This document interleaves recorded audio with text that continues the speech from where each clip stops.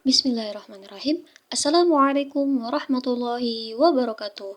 Halo semuanya, kembali lagi bersama saya Putri Wahyuni, mahasiswi Institut Agama Islam Tazkiyah dari jurusan Akuntansi Syariah dengan NIM 2210102005. Pada kesempatan kali ini, kita akan membahas materi mengenai jual beli atau bai pada mata kuliah ayat dan hadis ekonomi dengan dosen pengampu Ustadz Nasir Akbar, SEI, MESI, Hafizahullah Ta'ala. Apa sih yang dimaksud dengan jual beli itu?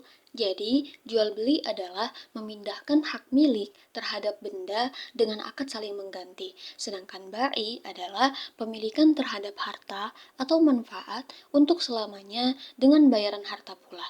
Nah, di sini sudah ada salah satu dalil Al-Quran pada jual beli atau bai di surah Al-Baqarah ayat 275 yang berbunyi Bismillahirrahmanirrahim Alladzina ya'kuluna riba la yaqumuna illa kama yaqumul ladzi yatakhabbathu asyaitanu minal massi.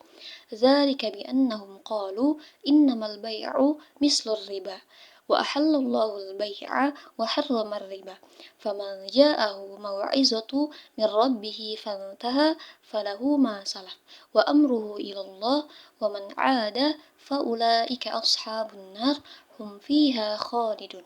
Artinya, orang-orang yang makan atau mengambil riba tidak dapat berdiri melainkan seperti berdirinya orang yang kemasukan syaitan lantaran tekanan penyakit gila.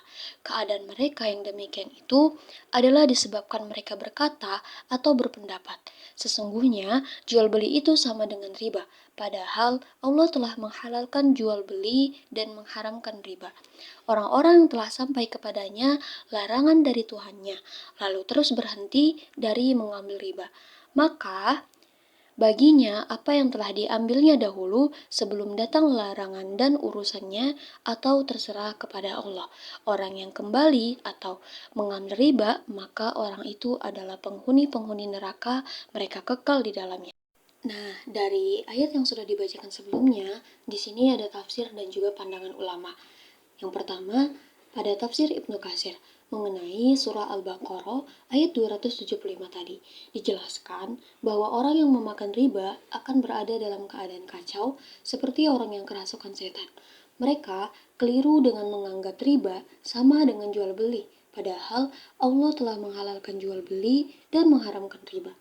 Allah memberikan peringatan keras bahwa mereka yang terus mengambil riba setelah peringatan akan kekal di neraka. Namun bagi yang bertobat dan berhenti mengambil riba, apa yang telah mereka ambil sebelumnya dimaafkan dan urusannya diserahkan kepada Allah. Tafsir ini menegaskan betapa pentingnya menjauhi riba dan memahami perbedaannya dengan jual beli yang halal. Yang kedua, pada pandangan ulama Imam Syafi'i atau pendiri mazhab Syafi'i dalam karya-karyanya seperti Al-Um, dijelaskan bahwa riba sangat dilarang karena merugikan dan menzolimi pihak yang lebih lemah. Beliau menekankan bahwa perbedaan antara jual beli dan riba harus dipahami, karena jual beli itu melibatkan pertukaran yang adil, sedangkan riba adalah eksploitasi. Selanjutnya, dalil yang kedua adalah dalil hadis dari hadis riwayat Ibnu Majah dari Suhaib tentang jual beli atau bai yang berbunyi annan nabiyya sallallahu alaihi wa alihi wasallam qala salasun fihinnal barakah al-bai'u ila ajal wal muqarada wa khaltul birri bisya'iri lil baiti la lil bai'i rawahu Ibnu Majah an Suhaib. Artinya, Nabi Shallallahu Alaihi Wasallam bersabda, ada 3 hal yang mengandung berkah: jual beli tidak secara tunai, peminjaman, dan mencampur gandum dengan jewawut untuk keperluan rumah tangga yang bukan untuk dijual. Hadis riwayat Ibnu Majah dari Suhaib. Nah, dari hadis yang sudah dibacakan sebelumnya, di sini juga ada tafsir dan pandangan ulamanya. Yang pertama, pada tafsir Ibnu Katsir mengenai hadis yang diriwayatkan oleh Ibnu Majah dari Suhaib tadi, menyatakan bahwa ada 3 hal yang mengandung berkah. jual beli dengan pembayaran di kemudian hari atau kredit, peminjaman dengan sistem bagi hasil atau muqarodah, dan mencampur gandum dengan jiwawud untuk kebutuhan rumah tangga bukan untuk dijual. Jual beli kredit memudahkan orang yang tidak mampu membayar tunai, peminjaman dengan bagi hasil menciptakan kerjasama yang adil tanpa eksploitasi, dan pengelolaan pangan untuk rumah tangga menunjukkan kebijaksanaan dalam penggunaan sumber daya. Ketiga praktik tersebut mendukung tolong-menolong, keadilan, dan kebijaksanaan ekonomi dalam Islam. Yang kedua, pada pandangan ulama Imam Syafi'i, menekankan pentingnya niat yang benar dalam transaksi.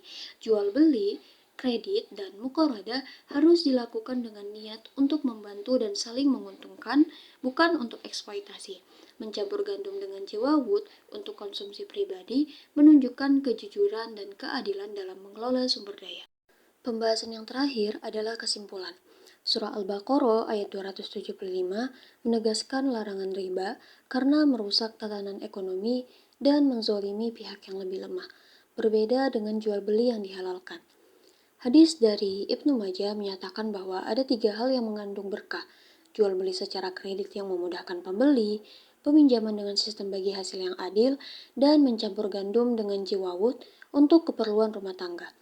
Ulama menekankan bahwa prinsip-prinsip tersebut mendukung keadilan, tolong-menolong, dan relevan dalam konteks ekonomi modern, memberikan alternatif yang lebih etis dibandingkan sistem riba. Alhamdulillah, telah selesai pembahasan kita kali ini mengenai jual beli atau bai. Semoga bermanfaat dan terima kasih sudah menyimak sampai akhir. Wassalamualaikum warahmatullahi wabarakatuh.